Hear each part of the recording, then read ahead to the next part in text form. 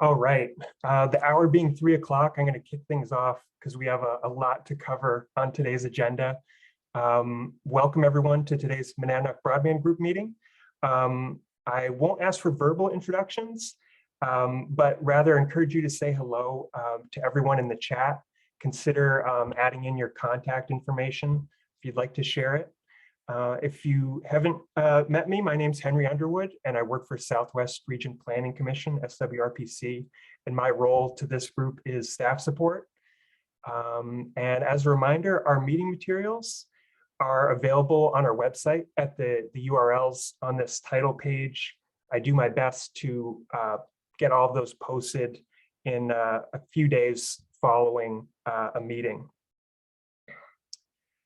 At the last Monadnock Broadband Group meeting, this was November 19th, Michelle Cota of Senator Shaheen's office provided an overview of the broadband components of the Infrastructure Investment and Jobs Act. And we absolutely peppered Mark LaLiberty and Matthew Conserva, both of the Department of Business and Economic Affairs, with a lot of questions and comments about the state's broadband office and their forthcoming programs. And a ton has happened in the last 2 months. Just a couple of things that I didn't have to look hard to find. The USDA launched the latest Reconnect round for their loan and grant program. That's available. They're accepting applications through the 22nd of next month. In our neighborhood, relative to providers, Consolidated Communications rebranded some of their services under a new business name, Fidium, and Fibercast, which operates in Stoddard, Marlow, Nelson, and elsewhere, acquired Argent Communications, which serves several other communities, Fitzwilliam, Troy, Chesterfield. The state legislative session kicked off, including at least 4 broadband-related bills that we'll get to later on the agenda. The Treasury Department issued a final rule on their American Rescue Plan, Coronavirus State and Local Fiscal Recovery Funds and Capital Projects Fund, which amounts to millions for New Hampshire that could be used for broadband. 3 of the NTIA's 4 listening sessions have occurred, if you're able to join those. Let's see, just on Friday, I believe, the FCC announced additional Rural Digital Opportunity Fund auction, a program we've heard about at past meetings. And I know a lot of our communities have continued to be really active, polling residents, regular meetings, trying to digest all of what's going on. Still very busy. Just a couple of housekeeping things before we dive in.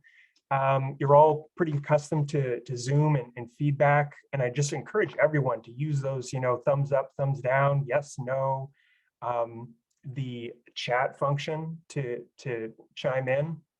We all kind of use all those things throughout a meeting. If you happen to be joining by phone, write down *6, that's used to mute and unmute yourself, and *9 if you want to raise or lower your hand. And as far as muting and unmuting and all that, I think we've done a great job of using, the feature asking to be acknowledged in order when a lot's going on. Encourage you to keep that up. But if you do want to just speak, no one has their hands raised, feel free to unmute yourself and speak without being acknowledged.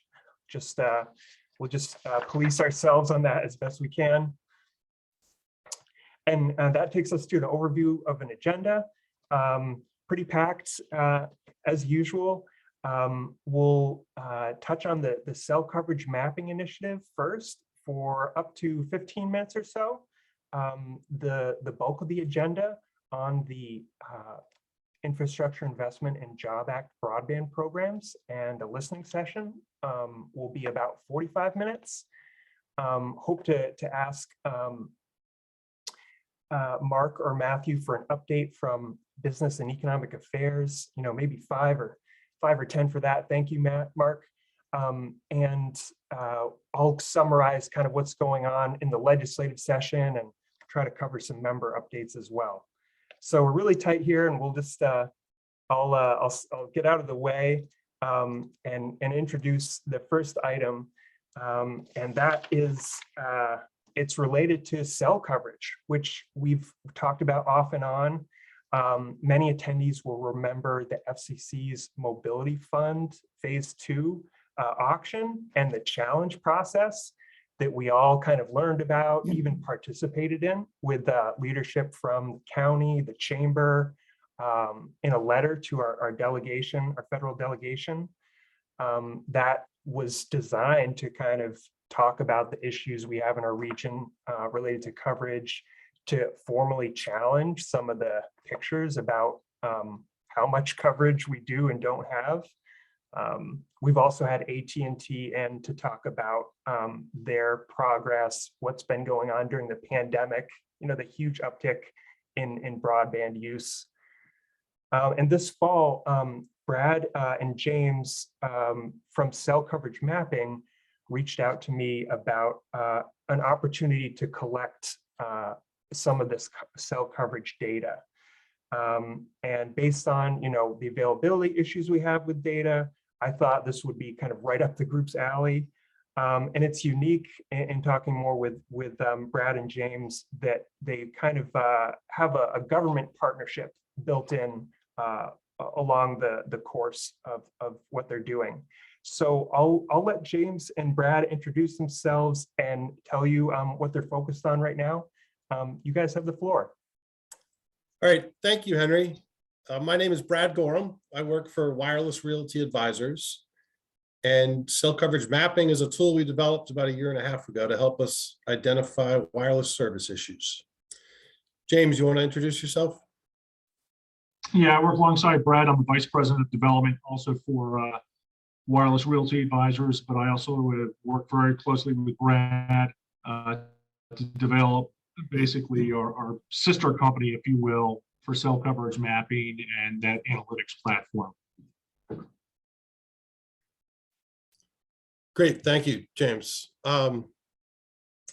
Henry, did you send out the flyer, the promo deck for cell coverage mapping? Ooh, I didn't send that out. Okay. I'll make sure to post that following the meeting. Okay. Well, I'll run through it quickly, what we're doing here at cell coverage mapping. And the upshot of what I'm going to say is, it's an opportunity to partner with municipalities and get a lot of compelling data about where people want wireless service. So Wireless Realty Advisors, we're based in Massachusetts. We're a national acquirer and developer of wireless infrastructure. We created CCM, which is it's a web-based platform. It allows consumers to go in to a map and voluntarily pin dots on a map where they have coverage issues. That platform has worked remarkably well, and we've been able to identify thousands of areas across the country where wireless service is needed, and people are saying so. What we found is when we partner up with the municipality and they share the survey link with their constituents, we get amazing amounts of data from that. Our click-through rates go up over 90% when that happens. So the website is cellcoveragemapping.com. We disseminate a link to it. People voluntarily click on it and provide very simple amount of data. They put a dot on a map as to where they're having a coverage issue, and then they describe the issue they're having.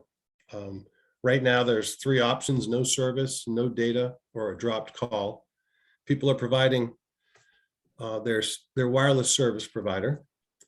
And then in addition, they're providing their phone type.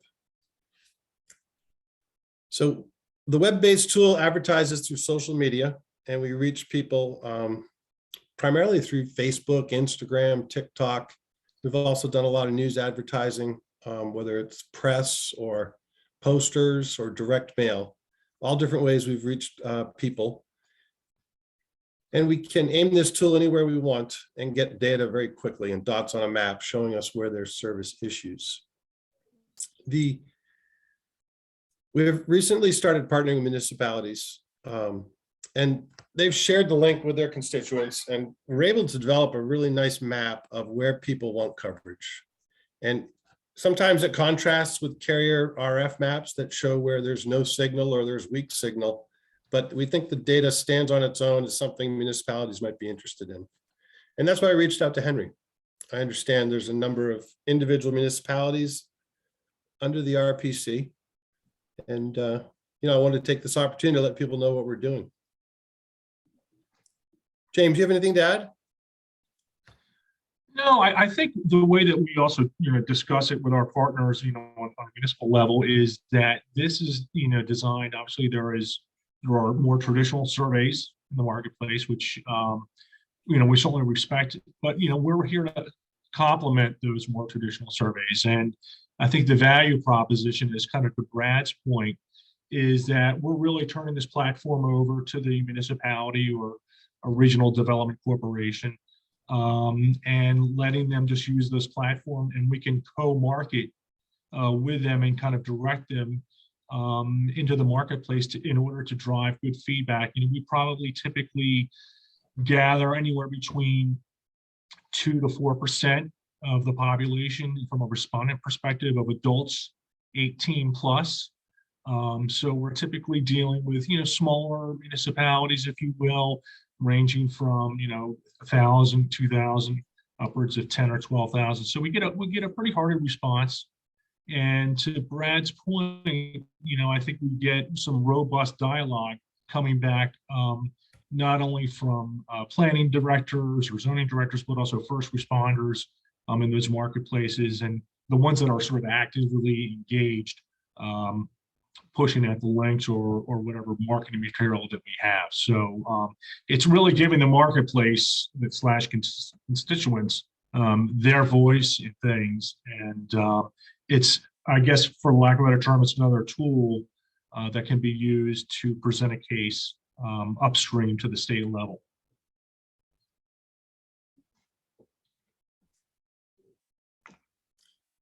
Great. Does anybody have questions? I'll jump in. So I'm Tim Murphy. I work with Henry. So there's, every now and then you find a skeptic in one of our local communities. So what is it? What's this going to cost me, right? And what kind of concerns do we sometimes hear about? Privacy or whatever it might be. So the answer to the question, the first question is, we're willing to share the data for free with any municipality who wants to partner up with us. And that data includes all of the data submissions from their community. If they want additional real estate analysis or help marketing potential locations to wireless carriers, we can do that. We're strictly a data company. The privacy policy is posted on the website. The only data we're extracting is what's voluntarily given in the way of service provider and the geographic location of the service disruption or coverage issue. So sometimes, and here's where I'm going, sometimes things sound too good to be true. And when they do, what else is there? So, maybe, you've been out with your product for some time.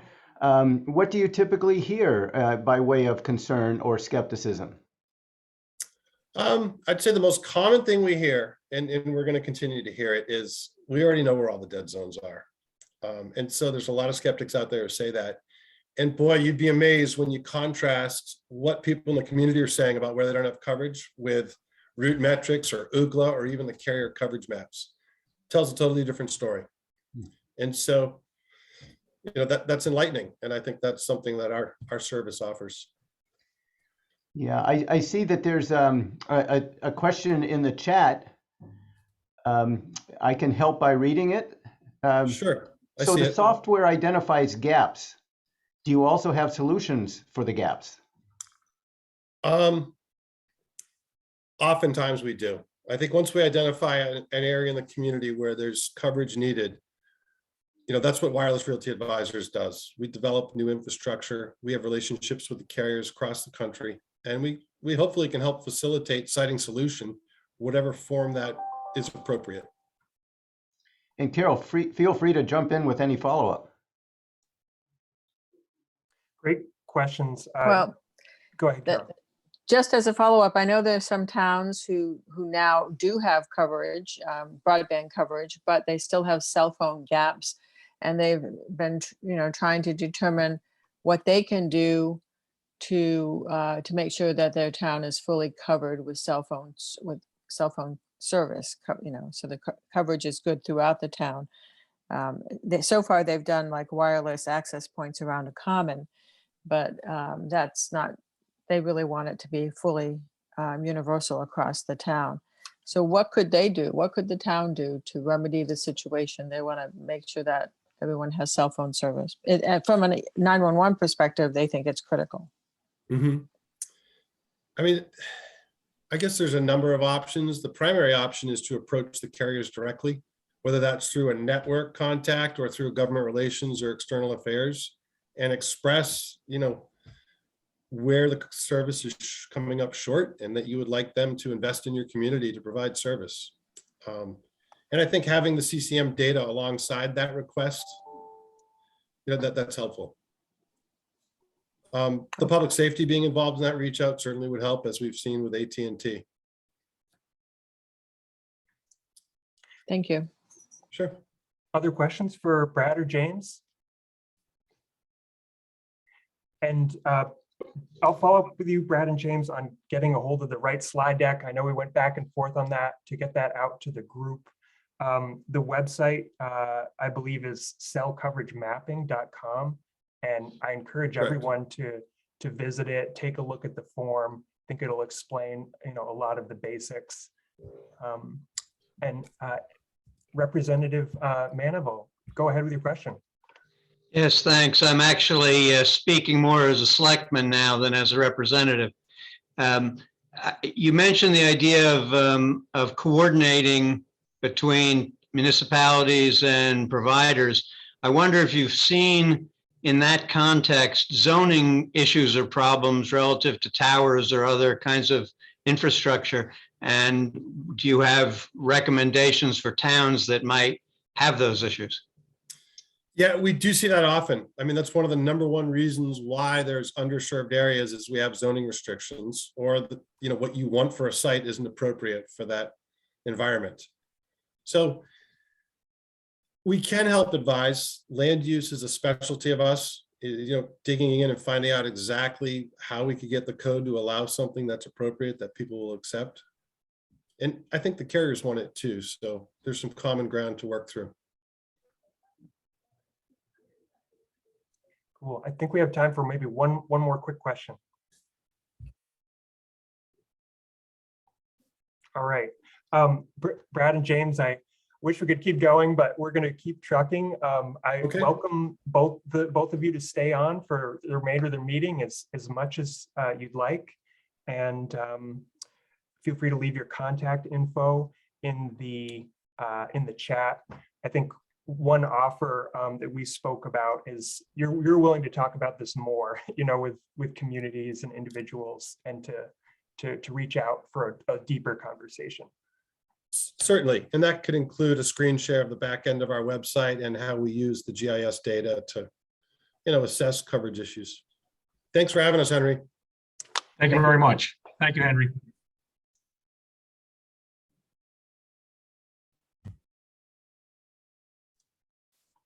All right. So we'll move on to the next item on the agenda. As I mentioned at the beginning, Michelle Cota of Senator Shaheen's office presented to the group on the IIJA at the last meeting. A lot of and broadband components outside of NTIA's offering. In today's meeting, we wanted to take a little bit deeper dive into some of the NTIA work, as well as have a listening session. And there are other reasons why we saw value in inviting the NTIA. Some may remember their involvement in the state's early planning activities, but they haven't been as active as other agencies and organizations, at least in our region.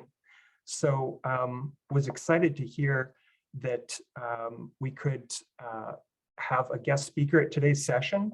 And I want to thank Michelle Cota for connecting me with the NTIA and facilitating this session. And I'll ask her to introduce Julia in this topic.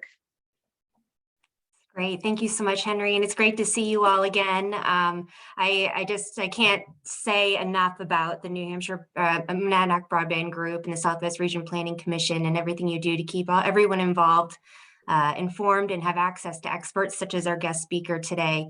So as Henry said, for those of you who I haven't had the privilege of meeting, I work for Senator Shaheen on our state policy team out of Manchester, New Hampshire.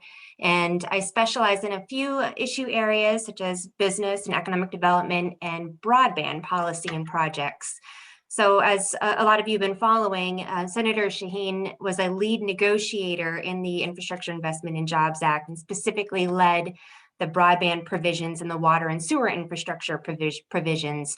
A lot of those details are rolling out and we're starting to see some money trickling into our state. And you mentioned the work that NTIA does. I know they're extremely busy and they're about to get a lot busier because there was a lot in that package and that bill for the NTIA. So, but again, I have many of you on this call to thank for all of those funds that will be coming our way. We've had numerous meetings with the senator for roundtable discussions, and I've tried to gather as much feedback from all of you at these meetings as possible, which really did help craft a lot of how those negotiations played out. So again, I'm very grateful for that, for you being a resource to us as well. So one of the committees, obviously Senator Shaheen also serves on the Commerce, Justice, Science Appropriations Subcommittee that oversees a lot of critical agencies, the Department of Commerce included, and that's where the National Telecommunications and Infrastructure Administration falls in. So they carry out a number of impactful programs. I'm hoping we'll hear about a number of them that'll be stood up, such as things to do with broadband equity and access, the state funds that are expected to see as much as 100 million coming into the state to help with broadband deployment. There'll be middle mile grant programs. And I know the NTIA, we mentioned mapping on this call already. We need those maps to be brought up to speed before these programs can really roll out. So the NTIA is charging straight ahead with the FCC on this as well. So again, they do a number of things. They look after spectrum, they work on internet policy, they help with advanced technological advancements and so on. So for those of you who are interested, Senator Shaheen will be chairing a hearing tomorrow. We'll be hearing testimony from Secretary Raimondo, who's the Department of Commerce Secretary. So if you want to tune in live, that's going to be tomorrow at 2:30. I'm going to post a link in the chat where if you can save that link in your calendar so if you want to watch it live, you'll be able to tune in then. But enough, I talk a lot to you guys, so you don't want to hear from me anymore. So again, here with us today is a very special guest and expert from the NTIA, the National Telecommunications and Infrastructure Administration. We have Julia Pulidindi, and she's a broadband program specialist with quite an extensive career. So I'm excited that she's here with us, and I know she has a lot to share, and she's hoping to bring back information from you as well. So with that, I'm going to turn it over to you, Julia. Thank you. Thanks, Michelle, and thank you for that introduction. I saw a question in the chat, just to sidestep real quick, about the broadband infrastructure program. I'm going to look into that for you, Mr. Eisenberg, and I'll follow up with you directly. I see your email there, so thanks for that question. And again, thank you for inviting me to participate in this meeting. Just a little background on me. I've been at NTIA for just under 6 months. Before this, I worked for the Atlanta City Council, and before that, I was with the National League of Cities working on telecommunications issues. So I really enjoy engaging and working with local governments. My role here is to work on the local government coordination. So thank you again for this opportunity to be here. I wanted to go over just a high-level overview of the 4 broadband programs that were authorized under the Infrastructure Investment and Jobs Act that NTIA will be administering. But a large portion of our time together today was to get feedback from you all. As you all may know, We are using this time, we're doing public listening sessions, we're doing direct engagement with groups like the Monadnock Broadband Group, as well as other state and local government associations to get their feedback, all of this feedback being used to help inform the notice of funding opportunity, which will be coming out in May and June, depending on which program we're talking about here. So without any further ado, I'll go ahead and start with my presentation. Let me make sure I can share my screen. And can you all see it? Looks good. Okay, great, thank you. So let me see if I can. There we go. Okay, so we're gonna go over the 4 broadband programs that were authorized under the IIJA that NTIA is administering, as I mentioned. Just to give you a quick recap, the IIJA created $65 billion in funding for broadband. The lion's share of that money is going to NTIA, about $44 billion, and it's being spread across 4 programs. The largest program is the BEAD program, Broadband Equity Access and Deployment. That program is receiving little over $42 billion. Then we have digital equity, which is receiving $2.75 billion, $1 billion for middle mile, and $2 billion for tribal connectivity. The balance of that $65 billion is going to other agencies. We have a little over $14 billion going to the FCC for their affordable connectivity program, and this is replacing their existing emergency broadband benefit program. There's $2 billion going to USDA for rural broadband, and then there's another $600 million available for state and local governments to be used as private activity bonds for rural broadband as well. The first program, the BEAD program, Broadband Equity Access and Deployment, it's a program geared towards state and territories. It's a formula-based program based on the number of high-cost areas in each state and also the number of unserved locations in each state. As Michelle mentioned, states will get a minimum allocation of $100 million, and then the balance will be determined based on that funding formula I just mentioned. The program has 3 major priorities: connecting unserved locations, and that's locations that don't have access to services of 25/3 speeds, then underserved locations, lack of access to speeds of 120, and then community anchor institutions which don't have gigabit connections. In addition to these 3 priorities, eligible entities, again, the states and the territories, are required to prioritize persistent poverty and high poverty areas, speed of proposed network, build time, demonstrated record in compliance with federal labor and employment laws. Other features of the program include specific network requirements, speeds of at least 120. There's a matching requirement of 25% by the eligible entity or the subgrantee. And this is unless a waiver for this match is required. And then also there's a low cost plan requirement, the details of which are still to be determined by NTIA. As I stated earlier, the eligible entities for this program are states and territories. And the funding is broken down into 2 stages, you can say. There's a planning and pre-deployment stage, again, used for planning efforts. And each state will be able to use up to 5% of their minimum allocation for this. So that would be about $5 million per state. For the territories, it's about $1.25 million. And then the rest of the money is broken down into grants and deployment of funds. We did a listening session on this particular grant program last week on Wednesday. These are just high-level overview slides, but I can point you to a recording of that session because it breaks down the stages really clearly about what's going to happen when. So I'll make sure Henry has that information in case you all are interested in that. Our next program is the Digital Equity Program. Again, $2.75 billion for this program. And it's a sequential program broken down into 3 phases. Again, states, DC and Puerto Rico are the eligible entities for this program. The first stage is the planning grant program, and there's $60 million available for that. Again, it's on a formula basis. And the priority of this program overall is to ensure that veterans, individuals living below the poverty line, aging individuals, incarcerated individuals, individuals with disabilities or language barriers, individuals who are part of a racial or minority ethnic group, or individuals who reside in rural areas are connected to the internet and have the resources they need to take advantage of that.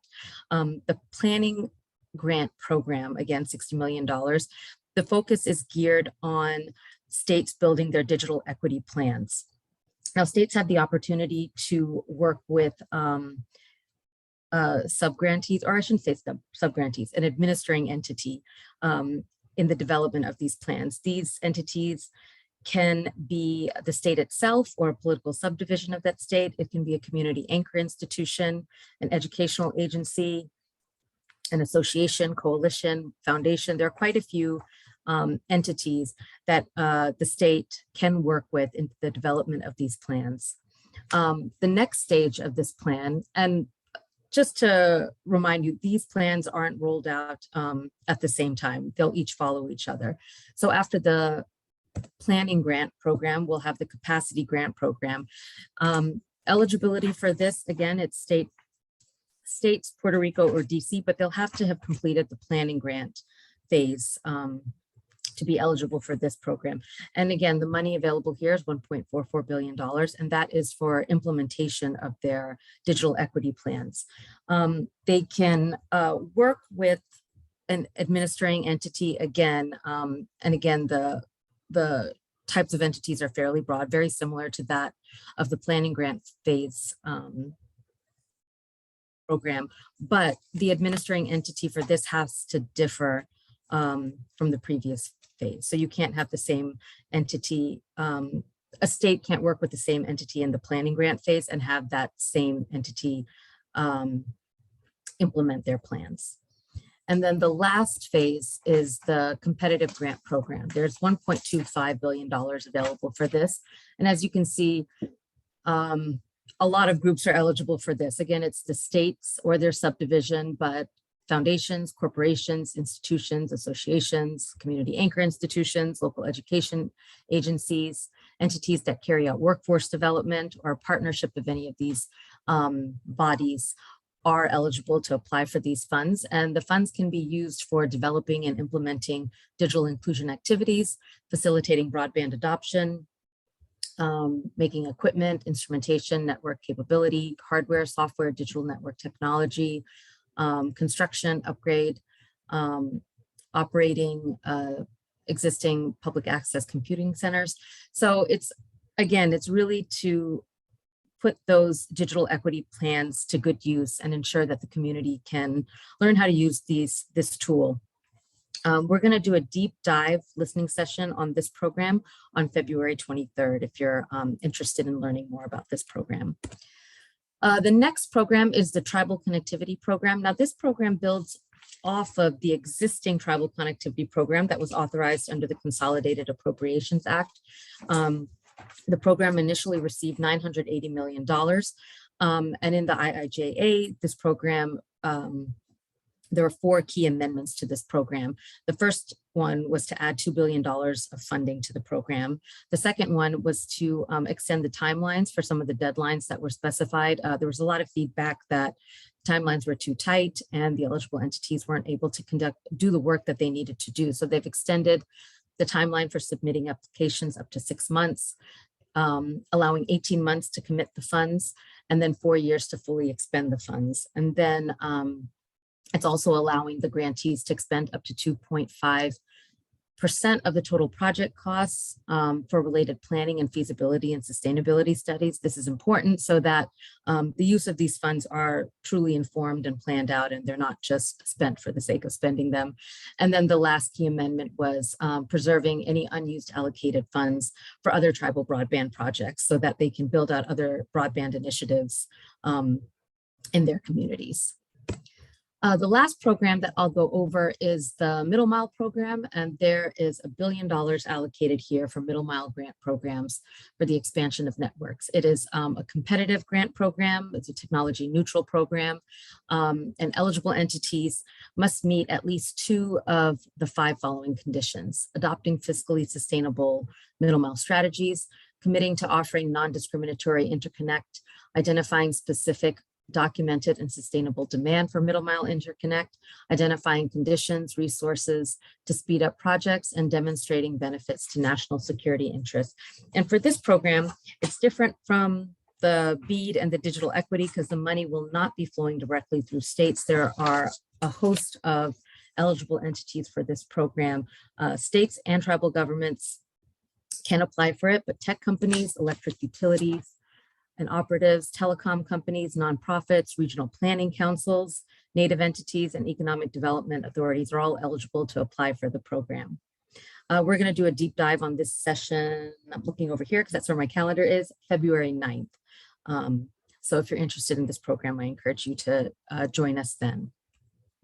In addition to all the listening sessions that we're doing, we're also in the middle of a request for comment. Actually, I shouldn't say in the middle, we're close to the end of it. Requests for comments are due this Friday at 5 o'clock. We have a list of questions, and if you are interested in submitting your thoughts, which again will inform the NOFOs, which we're all in the middle of developing, I highly encourage you to help to participate in this process. As I mentioned, we're doing a lot of engagement with groups like yours and state and local government agencies, state and local government associations to get their feedback on how states should be working with local governments and some of the challenges local governments may face or have faced when engaging with their states. What are the opportunities that are there? And also what local governments are already doing on the ground that can kind of help inform the development of state plans. The bill asks for states to conduct local engagement and coordination.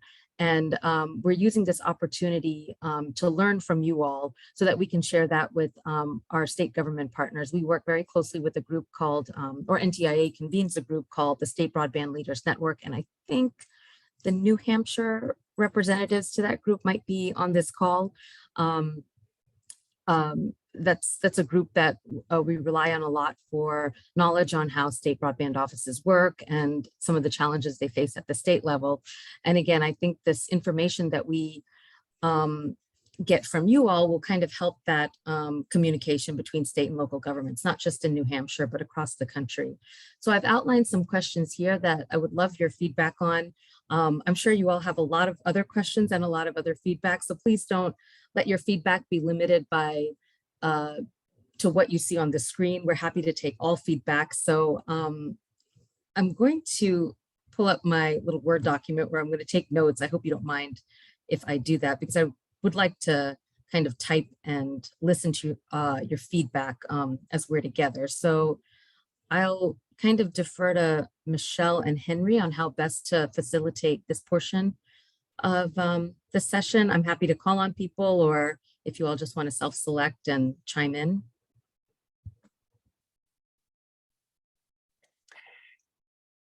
Does anyone have a reaction to one of the discussion questions on the screen? I think we should try to start there first.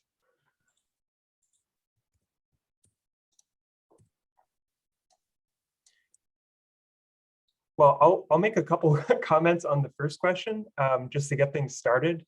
But I mean, I think one way the NTIA can encourage, smaller entities to apply and participate in the plans is simply through some of this, education opportunity like this that you're doing today.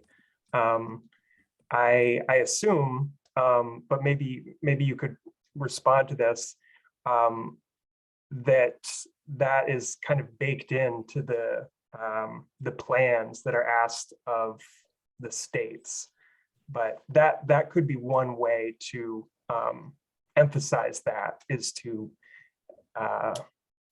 provide best practices, provide various ways a state could do that. Yeah, thank you for that comment. You know, I say that we're using this time to get ready for the NOFO, which is going to outline how states will, you know, essentially implement these programs. But we're also working on technical assistance for states. And I say for states because there are 50 state broadband offices. There are countless local communities. So we are working with local government groups like the National Association of Regional Councils, the National League of Cities, the National Association of Counties, and also the state municipal leagues and the state county associations, just to make sure that while we may not be able to hit each locality directly, by working through these national and state associations, we're hoping to be able to hit all of them through those means. But the technical assistance we're providing to states will again provide guidance on how to implement the provisions of the NOFO in the bill, but also on other people they can engage with local governments, who are some of their contacts that they can work with. I'm sure many of the states are engaging with the state municipal leagues and the state county associations, but for those who aren't, who they can reach out to, we're really working to make sure we know who states can connect with in their states if, as and when the time comes, and they're going to need to do that outreach to them. Thanks for elaborating on that. There are a couple questions in the chat that I think go to your discussion questions. Okay. Rebecca Landry asks, how is rural defined in the process? Maybe how is it defined so far? That speaks to the third question, I think, you know, how we define what's served and unserved. It was actually in the one of the slides. You had veterans, you had people who were, I think, racial minorities, racial ethnic minorities, and then individuals who primarily reside in a rural area. So out here, that definition of rural is going to be key. Yeah, thank you for that point. And I'm going to underscore that because again, these terms, I think we understand what they mean. We think we know what they mean, but the NOFO is going to more clearly outline the specifics of who falls under each of these categories. May I chime in with one other comment? Is that okay, Henry? Absolutely. Okay, so you're looking for suggestions about how the state can involve municipalities. I would say that what we learned in the past couple of years with the bonding opportunity that was made possible by Senator Khan and the legislature was that a lot of the municipalities were starting from scratch on their own, sort of reinventing the wheel on a town by town basis. And if the state, as it starts working on these funding opportunities or are working on the design, and it would be helpful if they came out with a model that could be reused from one municipality to another, especially with digital equity. Mm-hmm. Thank you for that. Julia, on the question of rural and what defines rural, you indicate that that's continuing to be looked at. And I guess, are you receptive to feedback or input on that question? Is this an appropriate time? Yes, absolutely. Great. Well, the reason I raise that is we have seen in the past federal interpretation of rural as it relates to broadband as being what I would term extremely rural. So USDA, for example, not to pick on them, but some of their programs talk about broadband for use by cattle ranchers in parts of our country that maybe would benefit from that, or those who are involved with irrigating cropland, very, very low density environments, clearly rural environments. In Southwest New Hampshire, and that's where this group comes from, of course, we represent there are attendees from other parts of our state in today's meeting as well. We would contend that we are rural as well, but not that rural. So for example, USDA might talk about 4 residents per square mile. Well, in the region that we're talking about in the Monadnock Broadband Group, we're looking at about 100 persons per square mile, significantly more than some of those parts of Big Sky Country, for example. However, if you look at the fact that our demographics are such, we have one city in the entire region. We have and that city is under 25,000 population. You know, we have no interstate highway. And speaking of transportation, less than 1% of our region's roadways are served by transit. So clearly we are rural by many definitions. So I just throw that out so that when NTIA is considering that definition of rural, that it takes into account that some of us who maybe aren't quite as rural as other parts of the country are still very rural in comparison to urban America. Thank you for that. And thank you for all the statistics there. That's really helpful to know. There are a couple of new comments, questions in the chat. Julia, could you go back to the slide with some of your discussion Sure. questions on it? Sorry about that. Dale Cunningham asks one that I think kind of gets at the first question a little bit. And it's she asks, so are towns going to have to apply to NTIA or to the state? That's it in short. And has the NTIA hired more people to handle kind of this expected influx? Yes, NTIA is, NTIA is staffing up. Like I said, I joined in September along with several other people. I've been told that the office has doubled in the past year. So NTIA is getting bigger. And in terms of the application for the BEAD program and digital equity phases 1 and 2, the states will be applying directly for those grants. For the BEAD program, the states would then offer, would have sub-grantees. So localities would apply to the states for the BEAD program. For middle mile, eligible entities would apply directly to NTIA, as well as for the 3rd phase of the digital equity program, the competitive piece. But that program won't be made available until the first 2 phases have been completed. And I should have given you timelines earlier. The NOFO for the BEAD and the tribal programs should be out in May. And for the digital equity program, it'll be out in June. I hope that answered your question, Dale. And if you have a specific example of, the assistance that you felt you would need as a community, I think that's feedback that Julia is looking for today. Yes, absolutely. So the next question is from Bill DeShotko. And he says, as Alfred points out, without having some idea of when the funds and the amount, it's difficult to make a meaningful plan, which would certainly need a time factor. When do we get this information? So this information, again, will be out by the time the NOFO is out. As I said, we're working right now to get that NOFO in place, as well as working on developing resources that'll help state and local governments. I don't have a timeline for you right now. Unfortunately, we have a rough timeline of the BEAD program that was presented last week during our listening session. I would just encourage you all to stay in touch with us, connect with me directly. I'm happy to answer your questions to the extent that I can, and then keep you in the loop. And then also, I'll make sure to be staying engaged with Henry on this issue to make sure that your group has the latest information as soon as we have it out. All right, I see another comment from Carol Monroe. She writes, often in the definition of community anchor institutions, not-for-profits, specifically small community nonprofits, such as community centers, are often left out. They have limited resources, but need access for both admin and programming.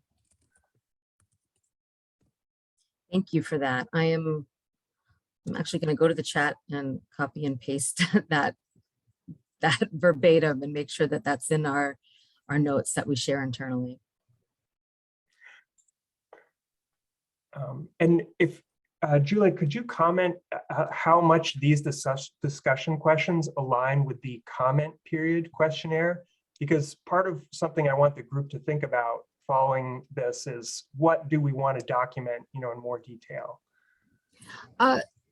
These questions are geared specifically towards this group. We had kind of talked about some of the challenges the Monadnock broadband group specifically would face. So they're targeted towards you all, but I'll follow up with you, Henry, and make sure that you've got the RFC questions so you can see them in its entirety.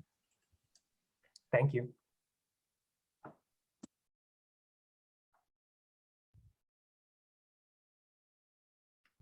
And So- also make sure you've got, I'm sorry, all the information for the upcoming listening session so you can share that with the group too. Great. It sounds like there's two more.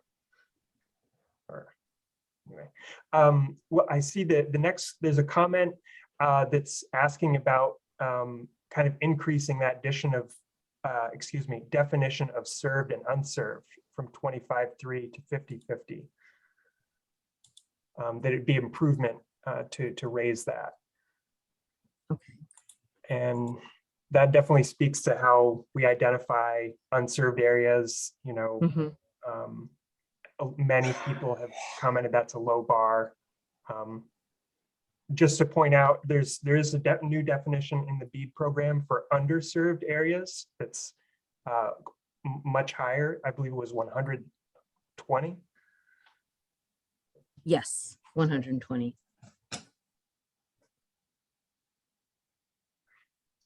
All right, there's another comment from Andrew Manival.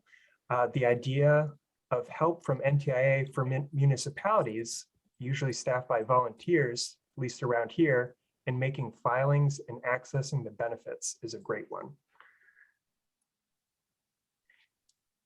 Thanks for that comment. I do want to ask, do you all engage with your state municipal league or the state county association on those types of efforts? Are they a resource for you at all? Very Just out little. of curiosity for my own. Very little, Julia. We have a municipal association that is struggling with an onslaught of grant programs through federal stimulus of all kinds, trying to assist the 234 municipalities of the state with navigating that landscape. So it's, I think Andrew's point is spot on, that many of our communities, and I echo the point of rural in nature, rural meaning not having the capacity to hire professional, staff in some cases to effectively compete for some of these opportunities. So that's one of the genesis of this very group. The Monadnock Broadband Group was an attempt to respond to those capacity deficits to try to put our best feet forward, if you will, for addressing our connectivity needs. You mentioned the National Association of Regional Councils. They're a fine group nationally. However, they tend to represent more urban parts of our country as opposed to the National Association of Development Organizations that has a bit of a rural, focus to it. So if that's a group that you're working with, that would be great. Yeah, I actually have spoken with them, and I have a to follow up with them so we can try and schedule a listening session like this with their group. So thank you for that. I would agree with Tim. This is Rebecca Landry again. And I would just say that we are part of multiple associations, whether they be municipal IT or the New Hampshire Municipal Association, but very little contact with the state through any of those groups. There definitely is a disconnect between the municipalities and the state.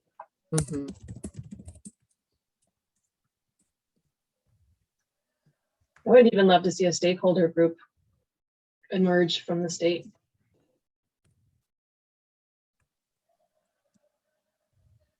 And can I just follow up? Sorry, go ahead. Well, Julie, I was going to jump in again on the having to do with the expenditure of program funds. I did see in your presentation you did have some information for some of the programs in terms of when the funds needed to be allocated, when they need to be spent. We sometimes see programs that have deadlines that are fairly hard to meet. And part of it is related to this capacity issue. And I can expect it's also going to be related to an overwhelmed industry that is being brought online to implement some of the, some of the programming that comes out of these opportunities. So imagine those who are in the business of installing fiber.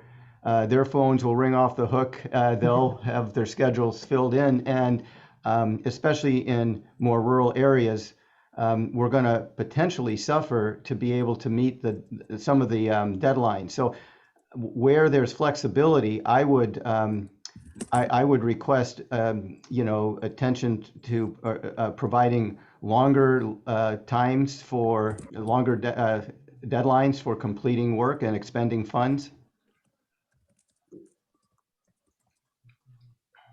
Thank you for that.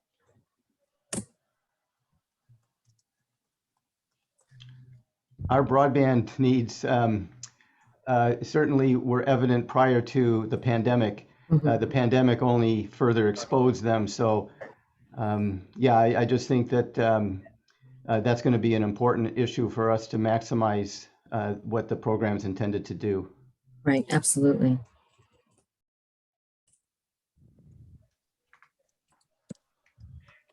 Julia, there's a longer comment from Alfred Eisenberg in the chat that I invite you to read, but this goes to some of the challenges in our region, both with data and defining served and unserved areas. There's a big burden. It's an obstacle to just obtain the data about this. What provider serves whom at what speed? It's not necessarily accessible.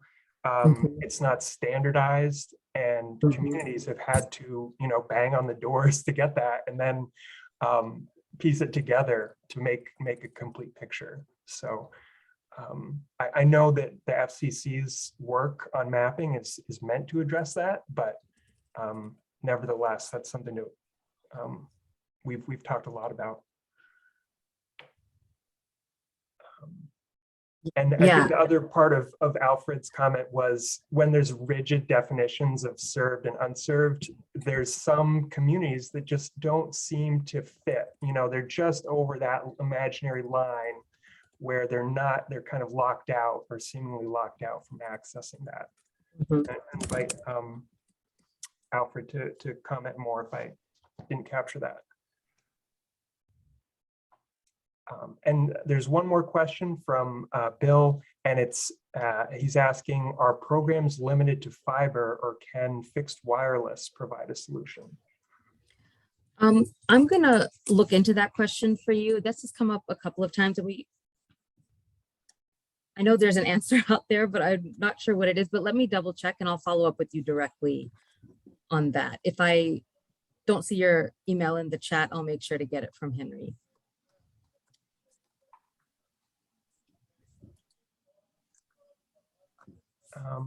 Just to speak really briefly to your fifth discussion question, something that's useful to share is that in our region, we have municipal governments trying to do this work, but they're also make up cooperative school districts. So they're a major beneficiary of internet improvement because of their students learning from home. They're actually not really represented in this meeting today. They're sometimes not that well connected to this work, maybe as much as they should be. No, actually, in a lot of conversations we've had so far, we're finding out how localities are working with the school district, particularly for identifying those unserved and underserved communities, and then also just as a partnership. So thank you. That's, the third time in the last week I've heard about the importance of school districts. So thank you for highlighting that.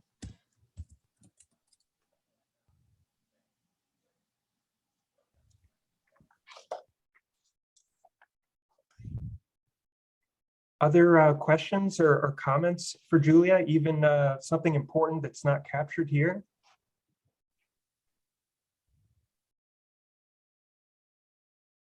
Okay. Well, I think we're slowing down on the input.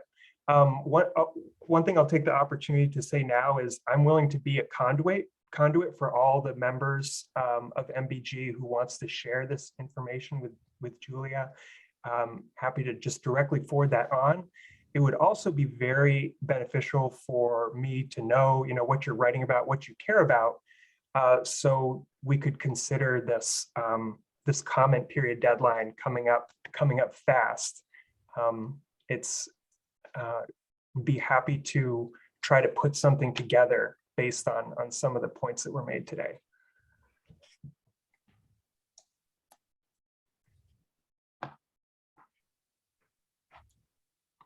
Okay, and I think that kind of winds us down for questions today.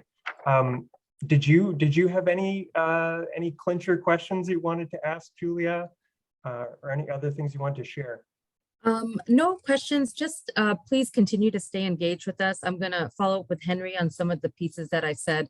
I would share the deep dive of the BEAD program, the upcoming sessions that we'll have, the RFC questions, and my email. Most importantly, please stay connected, either directly to me or through Henry, whichever way you feel most comfortable. The success of this program is going to rely on you all. So please don't lose touch with us, stay connected, and we're happy to share information as and when we get it and answer your questions to the best that we can. Julia, before you go, Alfred raised his hand, and Alfred, I'll invite you to ask your question. Okay, yeah, thanks, Henry. Yeah, before, I just wanted some clarification for myself and maybe others too. I'm assuming all these new programs, this is from the bipartisan infrastructure stuff that recently got approved. Now, before that, there was supposedly a bunch of ARPA money that was already available and got distributed to the states.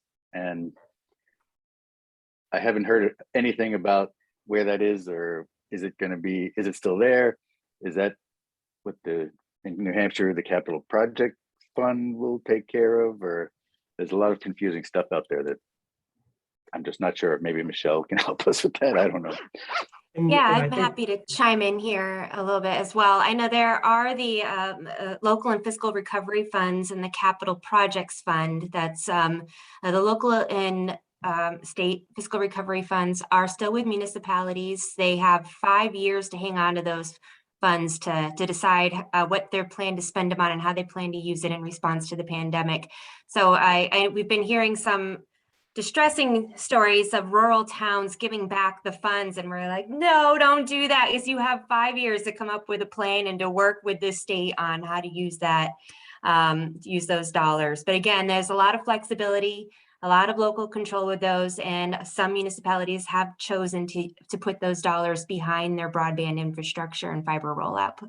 I know I don't want to steal Mark's thunder. He's been working really hard on this, and I know he's standing up a team, and they're one of the early ones to put in to get approval for the local and fiscal recovery funds to the NTIA, and they have a little bit of time to really polish that off before they have to put in for the final plan. But I'll turn it over to Mark to talk about where he is there. He might be better to answer that. I'll do that, but I'll make sure Henry is done with this section. I can go right into it. Thanks a lot, Mark. Julia, thank you again for joining today. And I'll forward some of the resources you mentioned to the group in the next week, and look out for the questionnaire related to the comment period. Yeah. Thank you so all much. very much. Thank you. Thank you. And Julia, I also would like to send you a thank you as well for being here and for taking all this feedback. And this is very good for me as well. I just wanted to also add that there are other provisions in the infrastructure bill as well in there that includes funding that local governments may be able to go for. My phone is noisy, sorry about that. But there's, for example, there's a lot of funds for improving our smart grid, our infrastructure for cyber resiliency, and a lot of those grant programs will also be available to local governments. And there are funds that can be re-granted out through the state, such as the digital equity program. So that's why it's important to stay in touch with Mark here. And that's similar to how the state and local fiscal recovery funds would work. It would be a re-granting program through the state. So I'll stop talking, but I know that there was that, I just wanted to say that just so I can point to that link that Henry sent out prior to this call that lists a lot of programs that will be available to local governments. So thank you. Thanks, Michelle. Lots of pages to turn through, but it's there in my last email, as you pointed out. Mark, thank you for your patience. Next, I wanted to leave you some time, 5, maybe 10 minutes to share, what plates are spinning in your office right now. That's what I got before I pick up my kids anyway. So, all right. So we are getting ready to move quick. So for those who've seen us in the last 4 or 5 months, we've been telling you we received $122 million from the feds. $116 million is going to go towards projects. We're still finishing up one or two areas, but I can tell you about the broadband matching grant initiative. That's the bill, the SB 85, the HB2. I'm going to be going to Concord tomorrow to testify. There's going to be a bill coming up tomorrow. For those who are familiar, Senator Hennessy has a bill that would require a minimum of $35 million. That is up there. We will be, we accept that. We think that is a good number. We're going to be probably much higher than that, but we will have that. I see Senator Khan has showed up in the picture all of a sudden. We are going to look to do some legislation that will tweak. We're going to look to amend the RSA. The big part of it is the match right now was 50%. We're going to see if the legislature would be open to having the broadband matching grant initiative move the match to 75%. The thinking is that, well, one, as Michelle knows, the bipartisan infrastructure bill will have a 25% match for any program we use. So our feeling is that if we can move the state match to 75% from 50%, we could seamlessly move the broadband matching grant initiative into a different funding source if necessary. I also think that in some of the communities, and Alfred might be one of them, but a few others we've spoken to, the difference between 15 and 75% is the difference between enticing a provider to come in. We're really, in some of the conversations we've had, have been very positive, have some very positive responses from all parties. There are a few other little tweaks we're going to be looking to do, but that's going to be a big part of it. Our hope is that regardless of whether we have those changes or not, we're also going to start the process of the rules making. We're going to be looking at that. And then finally, in terms of actually the federal process, we have to submit a grant plan and project plans over the next few weeks. As Michelle said, we're talking to DOJ, we're talking to all sorts of different partners just to make sure everything that we do is, I won't say obviously legal, but obviously make sure that we can try to anticipate any sort of challenges or hiccups that may be out there in terms of this. The last thing we want to do is have a program and then have to go and change it and just say, yes, you can do this, and no, you can't do that.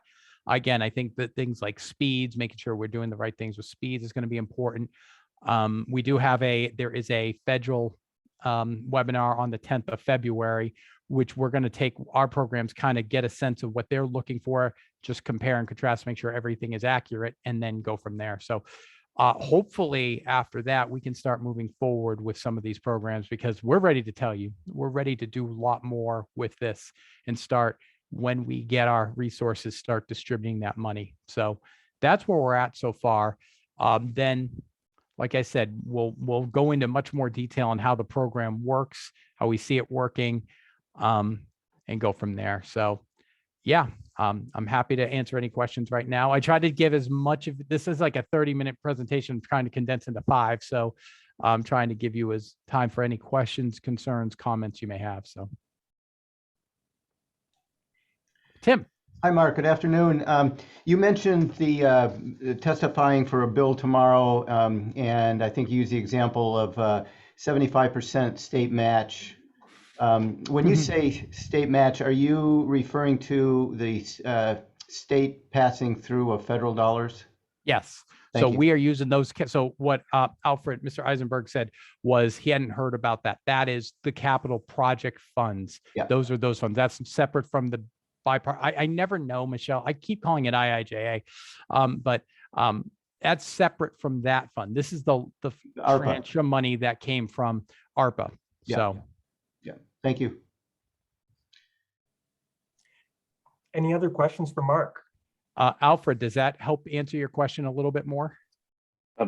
So I'm just not sure, that you say the ones from ARPA will do the 75% match, or the new stuff? Well, from as the for now, infrastructure program? we're still going to be determining how to use, we haven't have what the notice, the NOFO yet. So we are not quite sure how we're going to use those funds. Plus, I think whatever we do with this is going to be how we determine what we do with some of the bipartisan infrastructure funds. Our expectation is we're going to try to do as much build out as we can with the ARPA funds, because again, that's what everyone tells us they want. We think that makes sense. And also we are going to take a little bit of money. We are going to be doing some mapping. The more that we've talked to other states and some of the things we've hearing, we'd like to do some mapping on our own. I think having that is going to be a benefit for whatever we do, whatever technologies we use, and having that. And we have the old OSI in our office, which is now called OPD, Office of Planning and Development. They also have a relationship with Granite. We're going to be talking with them in a couple of weeks. So it makes sense for us to consider mapping as part of this as well. So, but yeah, the funding from ARPA, the Capital Projects Fund, will be going into this broadband matching grant initiative the state legislature created last year. Okay, and that's separate from the state and local? That is fiscal separate recovery from, funds? that is separate from fiscal recovery funds. That is separate from IIJA bipartisan. There are Okay. 3 buckets of money. This is the second bucket. And how much is in that bucket for the state of New Hampshire? That's what I'm trying to figure out. The capital projects funds, Right. 122, of which 116 will be going to that. The other amount will be going towards administrative costs. And we're looking to see how we do that. But I think we're going to try to find a way to make it also a benefit to the communities with some of our administrative costs. So. Okay, so that's millions, obviously, right? I guess. Oh yeah, 116. it boggles the mind. Yes. And that'll be available for infrastructure broadband build out. That's Whatever. the plan. Yes. Okay, so that's still coming, and then there's the infrastructure stuff, which is separate. even. Which is a minimum of $100 million. Could be more. To be determined. Okay, I think that makes it more clear. That's good news. I always, when I see Senator Khan, I always wonder if he has a question. Thanks, Mark. Yeah, this is informative, trying to keep up with this and other things. So Mark, first off, the amendment that you suggest to 75%, if you need a bill to do it on, let me know. I think we got one coming to the floor in another week. Because that's what the cellular fund, or at least permitting cellular service to be a part, while it may not draw on all of the funds that have been set aside, it could draw certainly on the state share of dollars being put aside. Yeah. So be interested certainly in seeing that the 75, I think you can size up that the providers have been putting forward about 25% on the overbills. So, when there's been an overbuild project on lines that currently exist, to bring them up to a single standard in a town, I think a 25% provider match is a very likely number. Point is, this really could go a really long way of compensating for local contribution. Well, and I think the challenge is, and it's funny because I see because we've had a couple questions about, do we have a stance on the bonding bills? And part of it is not that we don't recognize that the bonding, whatever may come out of the legislation with bonding, is certainly going to have an effect on the municipalities. For us, it's less of an issue, not because the funding that we do has to be for the unserved and underserved areas. So regardless of whether that bill passes or not, it's not really going to affect the work that we do, because, and again, you said it yourself, and our hope is that for at least in terms of the current situation, that there wouldn't be many towns that need to bond because the providers could come in and cover it, or worst case scenario, there's some sort of mix between that and whatever the towns decide they want to do. But yeah, I think this between the difference between 50 and 75 is we're seeing a couple of communities. It's like, is it going to work? Is it not going to work? I think this helps address most of those challenges. So I hope we can get it done. Thanks. We're all looking forward to seeing your rules. So are you gonna share those in advance of the public hearing, or? Yeah, I mean, I'm not an attorney, so I want to make sure that's probably one of the last things that's going to come out, just only because I want to make sure that they're right. And I think I think the biggest thing is comparing the federal program and the state program. And as many of you know, there are many interested parties that will look at those rules and read them as best as as fortuitously as they think they can. So we're just trying to tighten everything up on that. That's the one I think I stay up the most at night on, just making sure those are right. Never mind going to jail car. Yeah. So. Thanks for the elaborating on that, Mark. There's one last question. I don't know if you have time for from Dale Cunningham. The question is, so how will towns apply for these funds? I think it's referring to the capital project funds. And do you have an estimate of when they will be awarded? Again, I think we have to get the money from the feds, and then we have to make sure the rules are ready to go at the state level. So those will be the two things we wait for: the money we get from the feds and then the rules. As soon as those are ready to go, we'll move forward with it. And then again, the money is for unserved and underserved. Now, one of the things we're looking to do and is making sure that whatever comes out of the legislation or the rules is based upon the funding mechanism in capital projects, because capital projects has a different kind of mechanism than the state law does. So we'll have to look at it through rules or however, but we want to make sure that also that the unserved and underserved. And I think the big one is speed, because I think the state rule is based off the telecom 25.3, but as anyone knows with guidance, it says 100/100 or 100/20 scalable to 100/100. That's in capital projects. The scalability doesn't exist in IIJA, which I think it opens it up to more technologies. But yeah, so we're going to be looking at that, but that's something that we've addressed. I see Bill and Rebecca. Rebecca, trust me, there'll be technical input. My colleague over here, Matt Conserva, spent 25 years in the telecom industry. So trust me, we're looking at what Georgia did, what Montana's doing. We're looking at a bunch of other states to really see, because whatever we do, we want it to actually, we just don't want to check a box. We want to make sure what we do is useful. So it won't be anything that feels, how do I say it, like propaganda. It's going to be something that's going to be of utility to remember, we have Ken Gallagher in our office. He'll tell us whether this is good or bad. He's one of the I foremost. trust you. I think we all trust you. The problem is this crowd is the once bitten, twice shy crowd. And so with the whole mapping thing, there was a lot of mapping information that was way off over the course of the last 5 years, and a lot of it was provided by the telecom industry. And so we're just hoping to see, eyeballs on those utility poles and those wires and cables, and get some sort of technical information to back up where there is access, where there is fiber and where there isn't. Well, that's going to be part of the, I want to go into too much detail, but that will be part of the broadband matching grant initiative and how we move forward with that.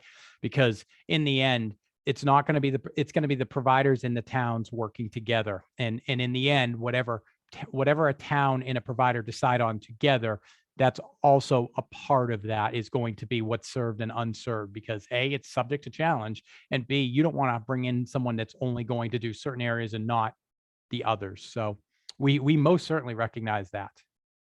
So, and then Bill, many communities have already undertaken the mapping currently required by state rules. Why can't these capital?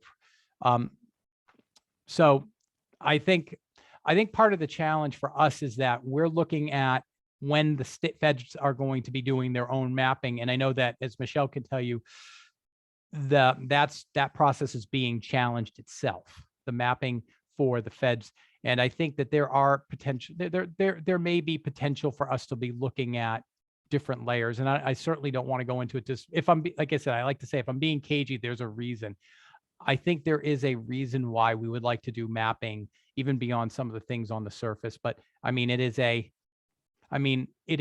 not a minuscule cost, but as compared to the rest of the money that we have, it is certainly something. I know Jeff is on here, and so we're like I said, I saw him, and he can talk a little bit about what the providers do, but we really want to make sure we have our own mapping. Again, if you've seen some of the other states and what they've done, and when you talk to municipalities and counties in those states, they're really happy with what some of these other states have done. And to have that, I think, is going to be a benefit. And to be able to own the data and own the mapping is going to be helpful.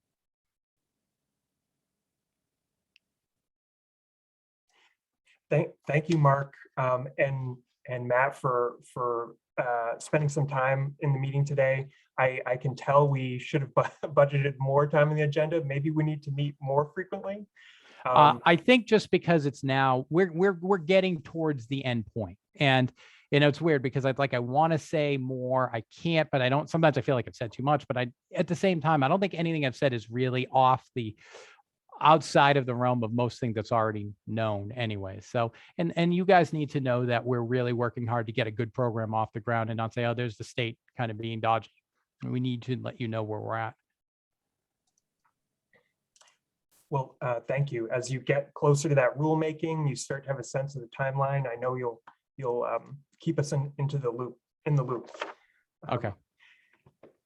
Just to close out some of the smaller items on the agenda, I did want to share some very brief updates. The state legislative session was mentioned, and wanted to bring to the group's attention the 4 bills I'm aware of, just very briefly, and I'll invite questions at the end. Well, actually, I should just take questions one by one, but SB 247 was actually heard in a hearing last week. The Senate Election Law and Municipal Affairs Committee. This proposal would essentially take away the unserved part requirement related to broadband infrastructure bonds. So instead of a town being limited by the unserved areas, they would not have that limit. They could go higher, and that has not received any ought to pass vote or anything like that. I am not sure what the next stop is for that bill, but happy to take questions or comments. Henry, I might just mention that I spoke to Senator Ricciardi about this. Interestingly, the sponsors are all Republicans. She doesn't believe that the committee is going to vote it ought to pass, and thinks it'll die there. So I was sorry to hear that. I've sent in my own support to the chair of the committee, but that's the last I heard.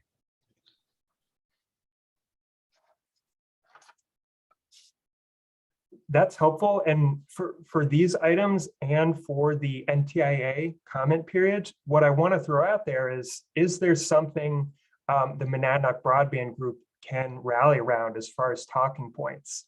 I can create, ways to compile that info, or just, given some direction or latitude from the group, put something together.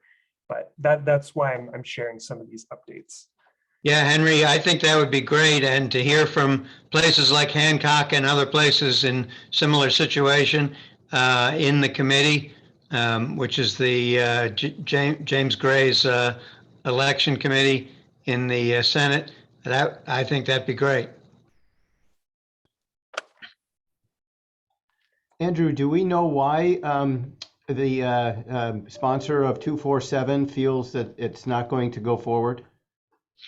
I wish I could give you a non-cynical response. There were a whole lot of industry people who described it as a combination of of municipalities picking winners and interfering with the competitive forces in the market and so forth. I think that's dead wrong, but it seemed like the industry influencers are at work. Well, Don't just go by me on that, though. well, but some of us who've been around this issue for, you know, over a decade or longer, this isn't the first time where the industry has influenced our legislature into, you know, not making the right decision, unfortunately. Yeah, I tried to point out that when we did it in the underserved and unserved places, we did it as a distinct public-private partnership in all respects, where what we were doing was bringing additional business to private enterprise, helping them to build the infrastructure. And so for someone to call it anti-market or anti-competitive seems totally backwards to me.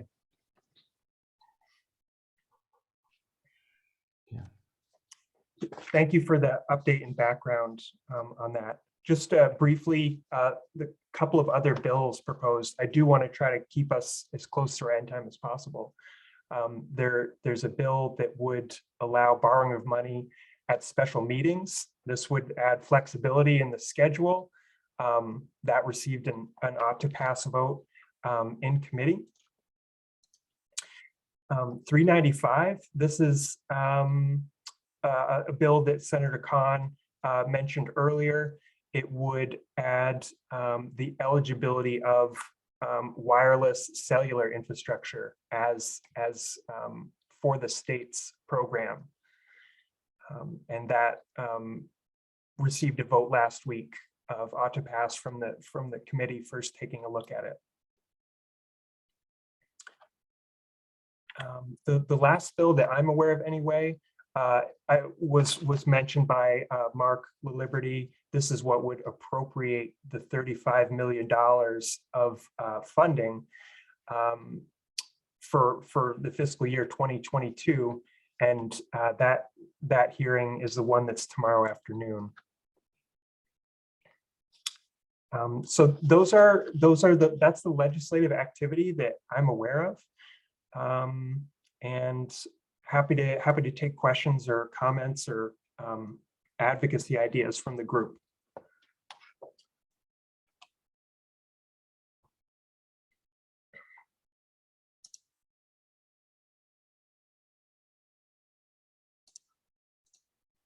Okay, I know we're running long here, and we've had some attrition. For any of these items, when I'm aware of a public hearing, I try to get that out as soon as possible. In this case, unfortunately, I did not learn about the information, but we'll continue to monitor those upcoming opportunities for the group to weigh in on. So in this part of the agenda, it's more of an open format, and I invite any attendees to speak to what they're doing, issues they're having, and who would like to go first?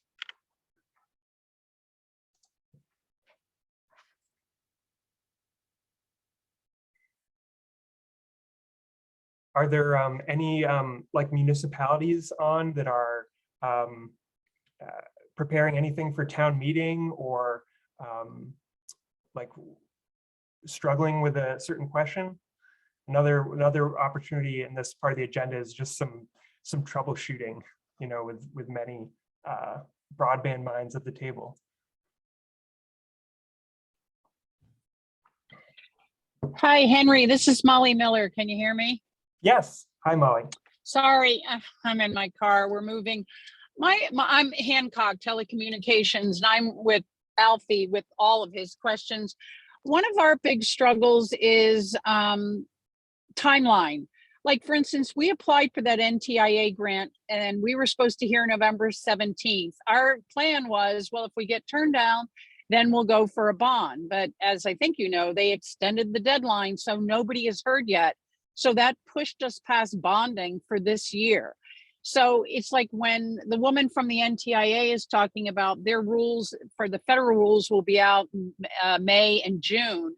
And then you listen to Mark LaLiberte, they got that money like June 10th, the ARPA money that Alfie's talking about. And we're looking at February and we still don't have a way to actually apply for the money. It's just very hard to plan when, you know, we were told in June, oh, these guidelines from the state will be out in like August and you'll be able to apply for the money then. Like, it just feels like everything, nobody on the federal or state level seems to stick with their, you know, timelines. And so as a committee and working with the town, it's very hard to figure out like we missed the bonding thing for this year because we never heard back from the NTIA. Plus we are trying to work with CCI for some of these upcoming monies. And it's just not clear that we'll even have state guidelines on the newer money by the end of 2022. So it's more a comment, but it also, if anybody has any ideas how to like finesse these timeline issues and how to kind of plan when you hear one thing and then that deadline comes and goes by months and months and months.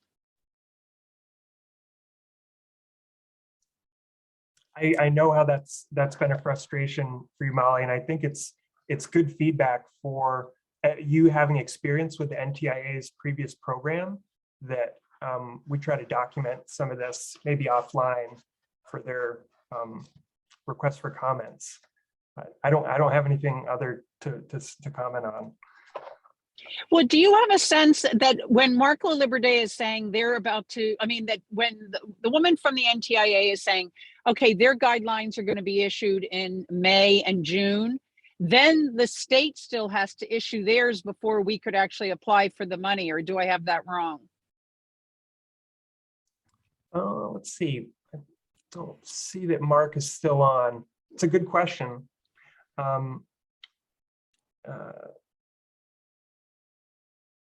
Yeah, Matt, do you have an answer to that?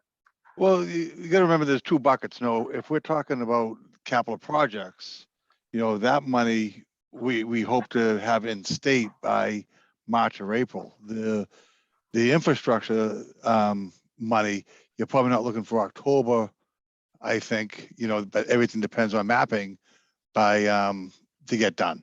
So it's infrastructure is kind of open-ended.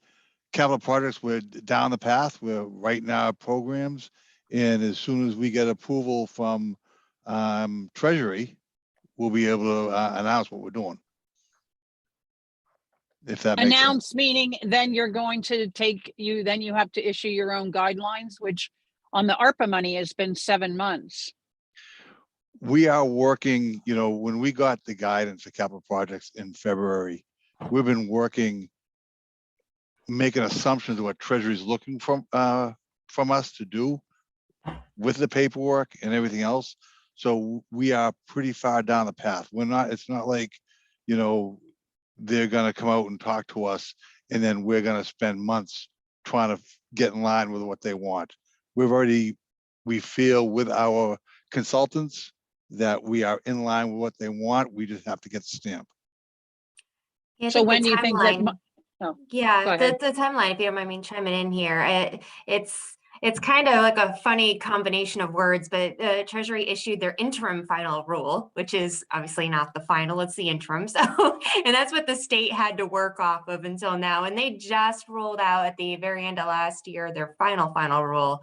I just added the other final on there, but it was the final rule, and that it gives the state what that did is they were able to, through different listening sessions and notice of funding opportunity comment periods and stuff, they used that and expanded some flexibility for the programs that the state could stand up. So I think the state's digesting that now, but technically, according to the legislation, they have until September to get their plan approved.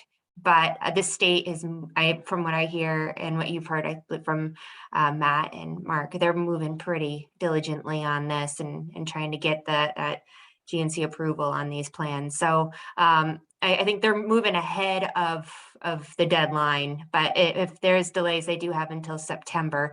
And as you said, from there, once they stand it up and roll it out, then that working backwards, you will have a chance to work on your plan. So it could be some time.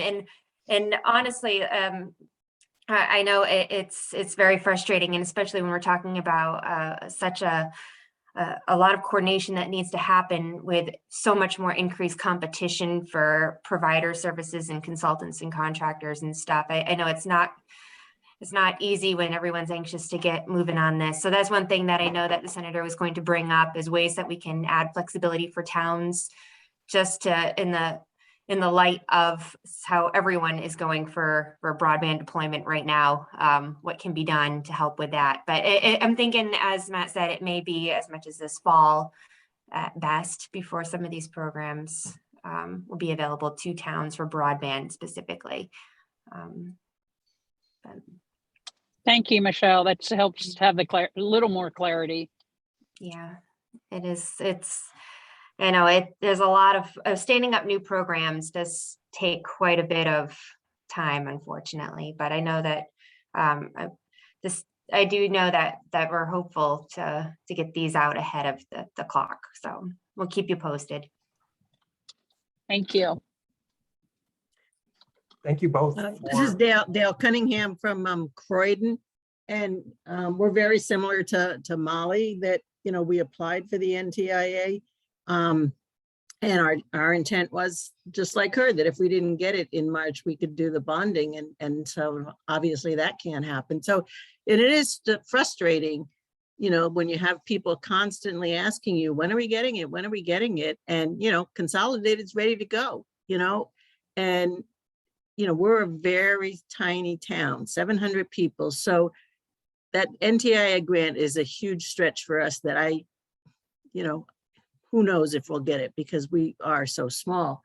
But we figured, hey, maybe if they got an extra $1.5 million that they can't give to somebody, maybe they'll give it to us. But, it's frustrating that then, all these programs are taking forever. And I was so disappointed when I heard out that NTIA was going to be administering all this money.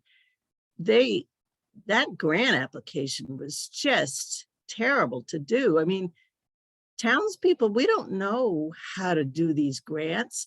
I mean, you need to bring in somebody that knows how to do them. I mean, the stuff they were asking for, it was just hard. And to have to go through that again, why couldn't they have just done the money like the CARES program? The state's got the money and boom, it went out within a year. I mean, towns got their broadband quickly under CARES. And I was just hoping that it was going to fall under the same way under the CARES program handled it. But obviously, I guess that's not the way it's going to happen. So, right now, people ask me, and I say it's going to be 2 years, and that's pretty hard when you have people in our town that can't get any internet because Consolidated is maxed out. So if you move into town, you have no internet, because they can't give out anymore. And for a while there, they were, if somebody left and you happened to call the day somebody left, you could get it. But now they're not even doing that. If somebody leaves, they're keeping them, trying to lighten the load. So, there are people in town that have absolutely no internet at all. So it's kind of hard, and you hear it all the time. Anytime you run into people into town, how we doing? When are we getting it? It's just frustrating. What's your percentage of unserved if you don't? This is Molly again. We're probably over 95. We're probably over 95%. Unserved. Yeah. We have 3 houses in the very corner over towards Sunapee that are on Comcast. But all of the ones under Consolidated are unserved. Wow.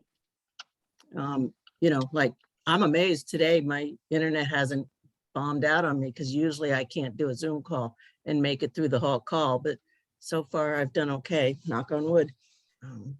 So you're Yeah. all DSL, the 95% that's remaining is either Dish or DSL? Yeah, I mean, we're pretty much all on consolidated with their copper wiring. Call me if you ever want to talk. Thank you though, Dale, for the comments about the NTIA program. I think that might be a good transition to just closing this meeting with next steps. I think one possible next step for the group to consider would be putting together a response to the questionnaire that NTIA is posing about the programs that they're standing up. After Julia shares the questions with me, I could potentially screen some of the comments we had today as you know, of content for responses and share those with the group. Or, you know, it's always an option for you as individuals and organizations to respond to that request. But beyond that, we would work to facilitate another broadband group meeting, you know, in the next couple of months. One agenda topic that comes to mind is the FCC's Affordable Connectivity Program, learning about how that program works and how we can promote it within our region.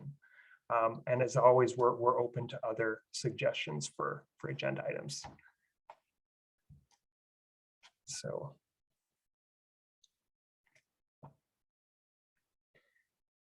Any direction or comments on weighing in the NTIA's comment requests? It'd be kind of a rush job, but I could do my best for Friday.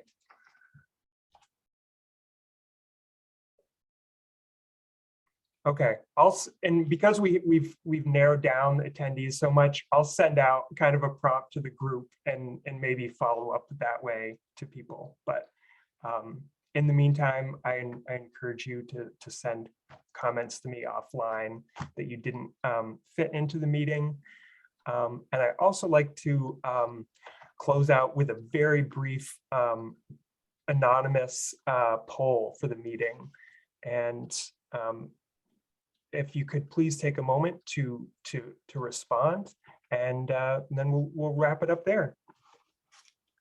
Thanks everyone for sticking on, and be in touch. Thank you, Henry.